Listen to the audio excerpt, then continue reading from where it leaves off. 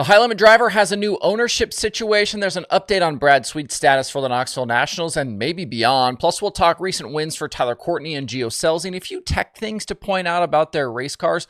All that and more today on this edition of Dirt Tracker Daily presented by Horsepower Hydration. We'll start first with the big talking point of the week, and that was Brad Sweet's name being removed from the entry list for both the 360 and 410 Knoxville Nationals.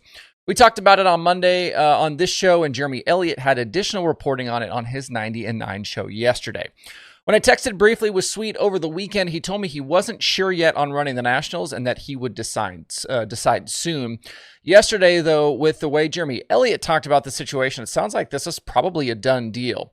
Jeremy reported that Sweet pulled out of the Kings Royal weekend because he wasn't comfortable in the car, and that he later told Silva that he probably wouldn't change for the Nationals.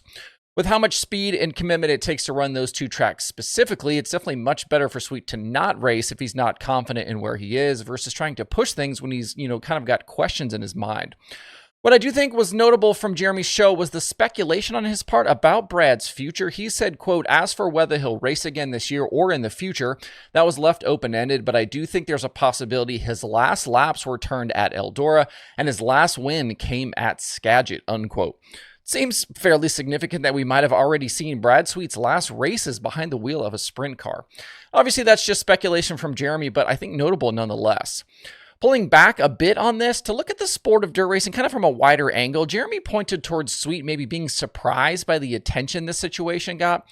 And I don't understand why teams and drivers don't get out in front of these scenarios more often.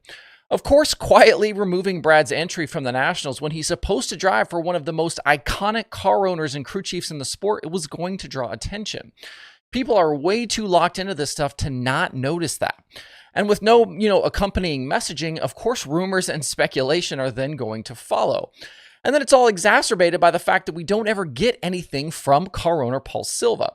He's like sprint car racing's most interesting man, but just much quieter. He's Kyle Larson's car owner. We've seen him try stuff on his race cars nobody else is doing, which then kind of adds to this mystique, and he doesn't do interviews. He's at the center of attention and yet not wanting any of it. I think, though, if dirt racing wants to be bigger, then it needs to start acting like and treating itself like it is bigger. A top player with a top team having a significant change like this in any other sport or motorsport would have warranted a release and a news story with an interview. And Jeremy would have been the perfect guy to put something like that out, given where he is in the media landscape. But somehow that's just not the case here. The fans and the community, they do care about this stuff. They are interested. They do want to know what's happening. And if you want evidence of that, this show is all you need to find evidence. Nearly 25 million video views since we started, and that's just YouTube. That doesn't count the tens of millions more across Facebook and TikTok and Instagram and the podcast stuff. I haven't even done this show 5 days a week this year, and we've still already done 2.5 million YouTube views and another nearly 9 million on Facebook just in 2026. In this case with Sweet and Silva, any right-minded race fan will instantly understand what's happening here. Brad had a gnarly crash at Eldora last year. He's at the end of his driving career anyway, and sprint cars are dangerous. If you aren't 100% in and committed, then nobody will blame him for stepping away. And that was all they really had to say, at least I think anyway. In team news on Tuesday, Tanner Thorson has a new car owner going forward with High Limit. He's not headed to a new car or anything, but his Rod Gross-owned 88 is now the JST Motorsports-owned 88. JST's owners are Jason and Chantal Tessier, and they had been sponsoring the car since last year. JST Motorsports was actually on the hood of the car in 2025, and this season, Thorson's 88 has actually featured Chantal Tessier's newest novel, Chaotic, on the hood. She's a New York Times and USA Today best-selling author, according to her website. Jason's been competing with cars and midget and micro action, and he got to know both Stevie Smith and Tanner Thorson through really being a customer of Smith TI. The 88 is currently down to 8th in the standings after starting off 2026 red hot. Thorson was the High Limit Championship leader at one point, but it's kind of been an absolute slog for him as of late. He was a top 5 finisher at the Brad Doty Classic, but only has 3 top 10 finishes in his last 15 sprint car starts. The release on the ownership change said this had been in the works for many months, and PJ Peterson shared to social media, quote, "The succession plan was in place and announced at the start of the year." I don't remember that announcement, by the way, side note here. And he also said it came to fruition a little earlier than planned, but Tanner is in a great spot, unquote. High Limits Tuesday show at Bridgeport was canceled because of weather. They now don't race again until nearly the end of August. They're off for basically all the Knoxville Nationals stuff. They return August 20th at Santa Maria when they head west for their California swing. Jumping into some sprint car tech stuff, over the weekend, we obviously watched Scelzi win the Weikert at Port Royal. That was his first win in over a year and the first win for the Spire Motorsports sprint car team. A big one to get out of the way, I think, for Gio and crew chief Eric Prutzman. Prutzman winning again on a national tour with a driver not named Brad Sweet. And I think an important victory as well for Stanton Engines.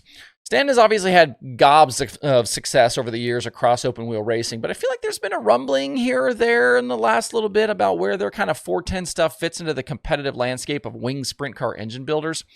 Last year when I did the breakdown of combinations for sprint car teams, Stanton appeared as the engine builder for 3 cars. I think I had 25 cars on that list. And the cars that Stanton was building engines for were Tyler Courtney, Chase Randall, and Sheldon Hodenshield. Sheldon has since switched to KCP Racing, now running Morrison's, and has been very good this year, running effectively the same combo as David Gravel. It's been a big tick up in performance from him. Stan, though, with some big wins here as of late. They powered Tyler Courtney's Knoxville win a few weeks ago. That's obviously a big track for horsepower and engines. Sunshine again a winner last week with High Limit, and now this score for Gio. I think those are nice to add to the resume, and I think those wins show that Stanton can win on the big tracks. Obviously, the Weikert at Port Royal, Gio also good at Eldora, Courtney on the Weikert podium too. And speaking of Tyler Courtney, his 7BC team has recently swapped to a different shock package. They started the year on Penske's, but within the last maybe 6 weeks or so have swapped to factory Canes built by Brad Alexander. Alexander, a longtime sprint car crew member and crew chief, previously worked at TSR and with Crouch, did crew chief wins for Buddy Kofoid, Corey Eliason, and he's now on the list of FK builders around the country. His shock's also on Donnie Schatz's CJB15 this season, and Courtney's Clausen Marshall team swapping to them now. Looks like Courtney has been on them since at least the High Bank Nationals. 2 wins in this stretch, 5 straight top 10s, 12 top 10s in the past 17 or so races. Courtney's been kind of trying to claw his way back into that high limit title conversation. This could be a relevant detail here over the second half if the 7BC really starts to kind of come alive. If you're looking for racing tonight, the World of Outlaws are headed to Baps Motor Speedway for a midweek PA Posse clash. Things will then shift to Williams Grove this weekend for the Summer Nationals. And Paragon is set to host round 6 of Indiana Sprint Week tonight. Mitchell Moles currently leading Sprint Week points with Brady Bacon winning in dominant fashion last night at Circle City. Big field of cars there as well. Justin Grant with 2 Sprint Week wins so far and 1 each for Kyle Cummins, Kevin Thomas Jr., and Al Bacon. The Outlaws, they're live over on Dirt Vision. USAC will be live on Flow Racing. There's some other local and regional shows going on today as well, so stop by dirttracker.com/watch tonight to see your streaming options. All right, that's all for today. Hope you guys have a great Wednesday out there. We'll see you back here in the next one.